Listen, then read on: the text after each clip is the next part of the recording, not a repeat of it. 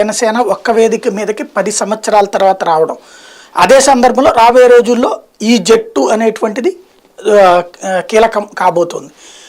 Final picture అయిపోయినట్టేనా, ఇంకా ఏమైనా జట్లుగా చేరతాయి అనుకుంటున్నారా? అందరికీ నమస్కారం. ఫైనల్ పిక్చర్ అయిపోయింది అనుకోవడానికి చంద్రబాబు నాయుడు గారు జైలు నుంచి బయటకు వచ్చిన తర్వాత గాను, లేకపోతే ఈ యోగాలో రెండోసారి అంటే చంద్రబాబు నాయుడు గారు జైల్లో ఉండగా ఈయన ఢిల్లీ వెళ్ళిపోయి ఆపేసిన తర్వాత మధ్యలో మళ్ళీ తర్వాత ఏమి పర్లేదు అంత బయటకు వచ్చిన తర్వాత మళ్ళీ స్టార్ట్ చేశారు. ఈ టైంలో కానీ పవన్ కళ్యాణ్ గారిని పిలిచింది లేదనేది వాస్తవం, అందరూ తెలిసిందే. కానీ ఈ యువరాజులు అంటే లోకేష్ గారిని యువరాజుగా ప్రకటించడం కోసం ఈ యువగల యొక్క చివరి సభని అంటే ముగింపు సభని దాన్ని విజయవంతం చేయడం కోసం మాత్రమే పవన్ కళ్యాణ్ గారిని పిలిచినట్లున్నారు. దానికోసం మాత్రమే వీళ్ళు సమాయత్తం చేసుకోవడం కోసం చంద్రబాబు నాయుడు చివరిసారిగా అంటే నాకు తెలిసి చాలా స్ట్రెయిన్ తీసుకొని పవన్ కళ్యాణ్ గారిని కలవటం అనేది జరిగింది.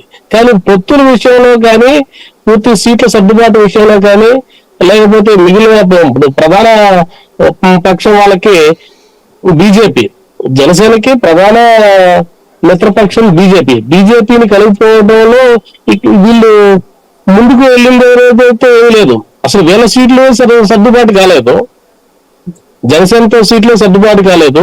బీజేపీకి ఏమిస్తారు? ఆ తర్వాత కమ్యూనిస్టులు అంటే వాళ్ళంటే వదిలేని వాళ్ళు మామూలుగా వాళ్ళు వీళ్ళతో సంబంధం లేకుండానే కలిసే పరిస్థితి. కానీ బీజేపీకి వాళ్ళు ఏమి ఇవ్వగలుగుతారు? బీజేపీ పరిస్థితి ఏంటి? పవన్ కళ్యాణ్ గారికి ఎన్ని సీట్లు ఇద్దాం అనుకున్నారు? ఇవేమీ లేకుండా యువరాజు పట్టాభిషేకాన్ని పిలిచినట్టుగా ఈయన పిలవటం, వీళ్ళు వెళ్ళి ఇందాక సుందరరామస్వామి గారు చెప్పినట్టు నాదెండ్ల మోహన్ మన పార్టీ ప్రధాన కార్యదర్శి ఆయన వెళ్ళి చంద్రబాబు నాయుడు గారిని లోకేష్ గారిని పొగట్టం, ఇది లోకేష్ గారికి యొక్క యువరాజు పట్టాభిషేకానికి వీళ్ళందరినీ పిలిపించినట్టు లోకేష్ గారే ముఖ్యమంత్రి అభ్యర్థి ఈ కూటమికి అనేది ప్రకటించడం కోసం చేశారా అని అనిపిస్తుంది ప్రజలందరిలో. ఇక్కడ ఒక ప్రధానమైన పాయింట్ అండి, last trip Telugu Desam party Bharatiya Janata party పొత్తు పెట్టుకున్నప్పుడు 2014లో జనసేన మద్దతు ఇచ్చింది. ఆ టైంలో బీజేపీకి 14 సీట్లు ఆఫర్ చేశారు, ఫైనల్ గా ఒకటి తీసి 13 సీట్లు ఇచ్చారు.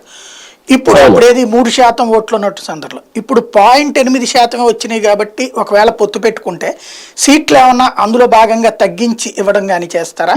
లేదంటే కనుక జనసేన మొన్నటిసారి 6% ఓట్లు వచ్చినాయి కాబట్టి ఇప్పుడు 10% దాకా పెరిగిందని తెలుగుదేశం లెక్క కడుతోంది. అప్పుడు వాళ్ళకి ఏమన్నా